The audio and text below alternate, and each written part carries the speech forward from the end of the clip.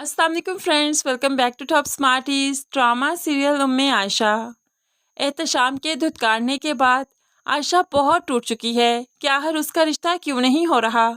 पहले लोग भी तो जवेरिया को पसंद कर गए और अब एहतशाम ने भी जवेरिया को पसंद किया। ऐसे में वो अकेले में भी बैठकर बहुत रोती है, लेकिन फिर खुदा का शुक्र भी करती है कि उसे पहले ही मालूम पड़ गया। अगर शादी के बाद मालूम पड़ता तो जिंदगी बहुत मुश्किल हो जाती। इसलिए तो वो जिंदगी की तरफ दोबारा वापस लौट आई, क्योंकि उसका अल्लाह पर ईमान बहुत मजबूत है। लेकिन फिर दूसरी तरफ असवन और अनुषे की बात भी पक्की हो गई। मिठाई खिलाई गई, लेकिन अभी तक मुकम्मल रस्म बाकी है। यास्मीन तो रस्म के लिए शॉपिंग भी करने लगी, क्योंकि वो भी जानती है कि आयशा की मंगनी तो हो चुकी। तो ऐसे में अनुषे ही असवन के लिए बेहतरीन चॉइस हो सकती है, क्योंकि असवन और अनुषे एक दूसरे को पसंद भी तो करते हैं। इसीलिए यास्मीन खुले दिल से अपनी होने वाली बहू की शॉपिंग करती है। तो नायला भी आयशा के साथ यास्मीन से मिलने आई, ताकि उसे बता सके कि एहतशाम के साथ आयशा का रिश्ता टूट चुका है, इसलिए वो असवन के साथ आयशा का रिश्ता तय कर दे।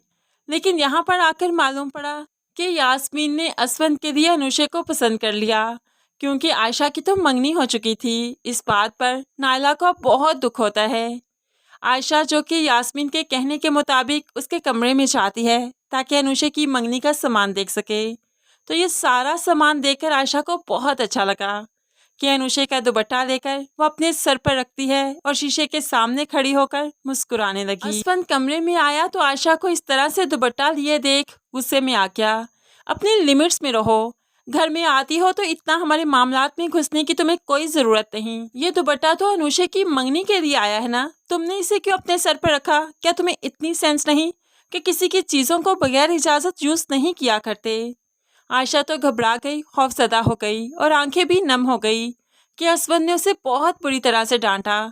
इसीलिए तो भागते हुए अपनी माँ के पास चली गई और फिर दोनों माँ बेटी घर वापस आ जाती हैं।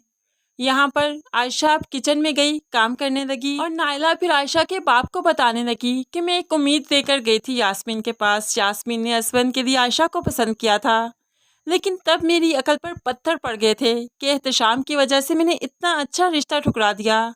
और देखो ना, आज यही उम्मीद लेकर गई थी कि यास्मीन को कहूँगी आयशा की मंगनी टूट गई। अब असवन और आयशा का रिश्ता कर देना चाहिए, लेकिन वहाँ पर जाकर मालूम पड़ा कि यास्मीन ने तो अपनी जेठ की बेटी के साथ असवन का रिश्ता तय कर दिया। ये सुनकर तो बाप भी परेशान हो गया कि आयशा के नसीब आखिर क्यों नहीं खुल रहे। तो किचन में खड़ी आयशा भी ये सारी बातें सुन लेती है और परेशान हो गई कि आखिर उसकी ज़िंदगी में इतनी मुश्किलात क्यों हैं। अब तो आयशा तंग आ चुकी है कि वो भी रोने लगी, लेकिन खुदा को फिर उसका रोना भी पसंद नहीं आएगा, क्योंकि वो खुदा की बहुत फरमाबरदार बंदी है।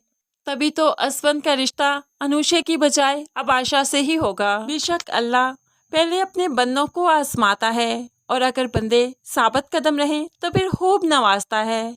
और यहाँ पर हम देखेंगे कि आयशा को भी रब की ज़ात बहुत नवाजेगी, क्योंकि वो हमेशा ही साबित कदम रहती है।